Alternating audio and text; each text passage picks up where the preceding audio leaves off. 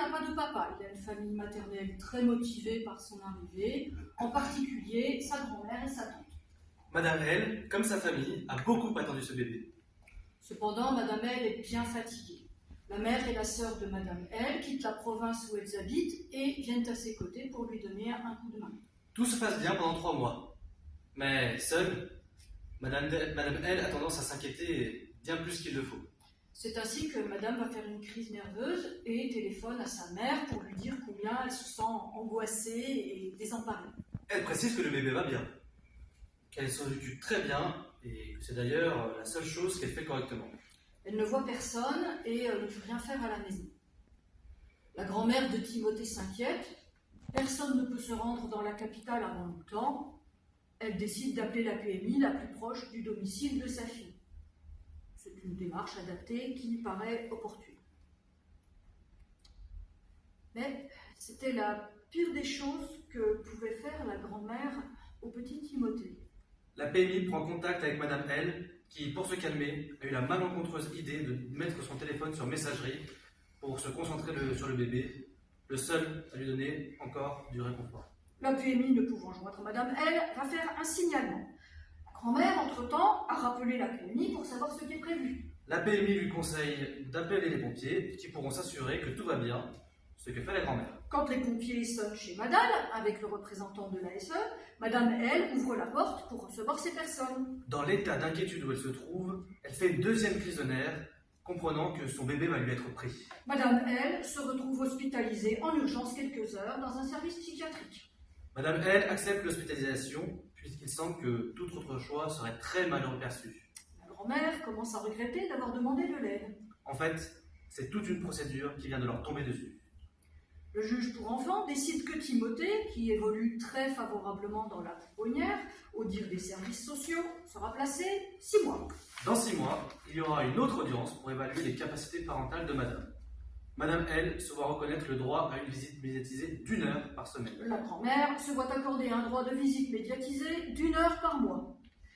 Un certificat du médecin psychiatrique de l'hôpital indique qu'elle n'a aucun antécédent psychiatrique, que la crise était unique et isolée, désormais terminée, et qu'elle bénéficie d'un petit traitement compatible avec le retour de l'enfant à son domicile.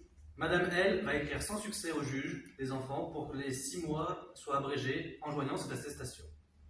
Rappelons en effet qu'un juge des enfants peut modifier ou supprimer sa décision à tout moment sur le fondement de l'article 376-6 du Code civil. Elle n'aura aucune réponse.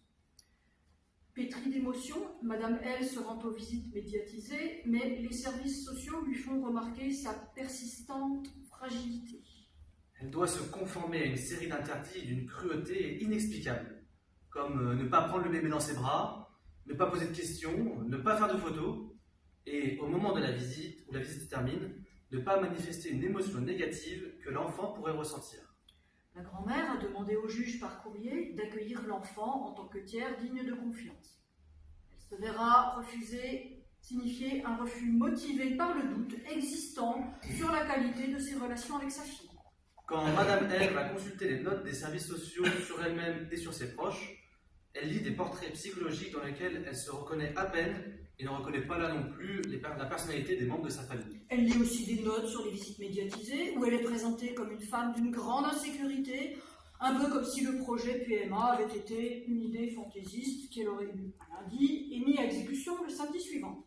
En protestant contre tous ces clichés lors d'un rendez-vous avec l'ASE, Madame L ressent le poids des préjugés malgré une apparente ouverture d'esprit. Madame L est plus angoissée que jamais et elle décide de consulter un avocat.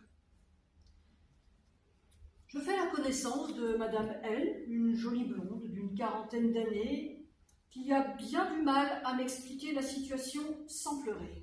Depuis 4 mois, elle ne voit cet enfant tant désiré, tant attendu, que 4 heures par mois. Elle a pu constater qu'il souriait davantage ou d'âme pendant la visite qu'à elle-même. Sa maman, d'autant plus qu'il lui a interdit de le câliner. Elle me fait comprendre qu'elle vit un cauchemar et que si les 6 mois sont prolongés, elle ne pourra pas le supporter. Il est alors décidé que seul un dossier médical en béton la concernant peut parvenir à lui faire retrouver le bébé, ainsi que les attestations sur les bons soins qu'elle n'a jamais cessé de lui donner avant le placement. C'est de justesse que le placement a été levé. J'ai senti l'hésitation du juge et le poids habituel des dires des services sociaux qui, comme à l'accoutumée, demandaient la prolongation du placement. La juge des enfants a décidé d'une AEMO pour 1 an, sans motiver spécialement un danger pour l'enfant. Il ne faudrait pas oublier que l'AEMO et les mesures d'assistance éducative ne devraient pouvoir être ordonnées qu'en présence d'un danger pour l'enfant. Le plus souvent, ça devient une mesure de confort judiciaire. Timothée, le jour où le placement a été levé, a vécu 3 mois avec sa mère et 6 mois sans elle. Le lien avec la mère est absolument fondamental. La grand-mère de Timothée a eu des remords immenses d'avoir été à l'origine du fatidique coup de fil à la PMI. Demander de l'aide au service social aboutit à la judiciarisation inutile et cruelle, alors que donner de l'aide maternelle aurait été à l'évidence suffisant, et que c'est une des prérogatives des services sociaux. L'aide éducative à domicile, AED, n'a pas à passer par un juge pour être décidée. Alors pourquoi ce recours au placement du bébé quand il n'est constaté aucun danger pour lui?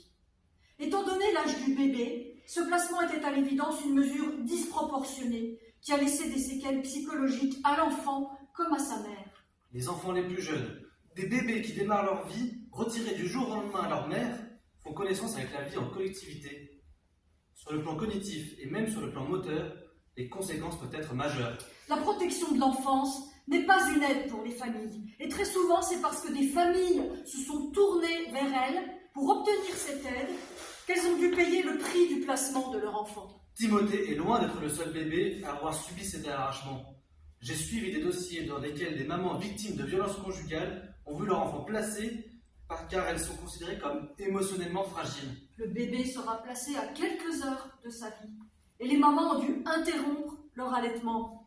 Les dégâts sont considérables. Les dégâts sont considérables pour un enfant qui commence sa vie